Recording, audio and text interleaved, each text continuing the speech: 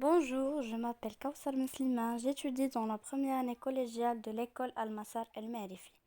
Aujourd'hui, je vais vous présenter une leçon qui était expliquée par notre prof Siham Ziadi.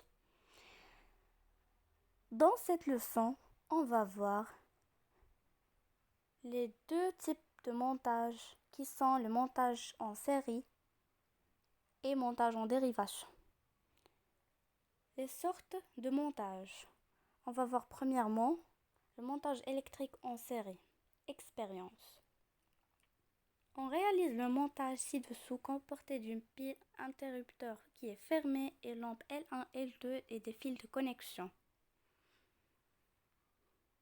D'après l'expérience, on observe que, premièrement, lorsqu'on dévisse une des lampes, les autres s'arrêtent de briller. Et deuxièmement, plus on ajoute de lampes dans le circuit, plus celle-ci éclaire faiblement. D'après l'expérience et l'observation, on conclut que, premièrement, un circuit est en série si tous les dipôles sont branchés les uns à la suite des autres et forment une seule boucle. Et deuxièmement, dans un circuit en série, si l'un des dipôles tombe en panne, les autres ne fonctionnent plus car le circuit est ouvert. Deuxièmement, le montage en dérivation. On va voir aussi une expérience. On réalise le montage ci-dessous comporté d'une pile interrupteur qui est fermée, une lampe L1, L2 et des fils de connexion.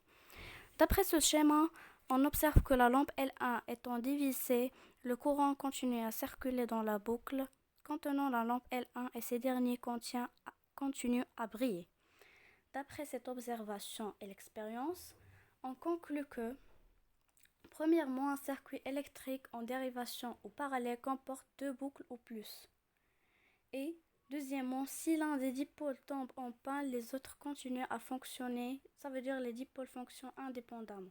Et dernièrement, l'éclat des lampes ne varie pas avec le nombre de dipôles branchés en dérivation. D'après cette leçon, on a une bonne remarque que dans la maison, tous les appareils sont montés en dérivation parallèle et aussi les feux de la voiture.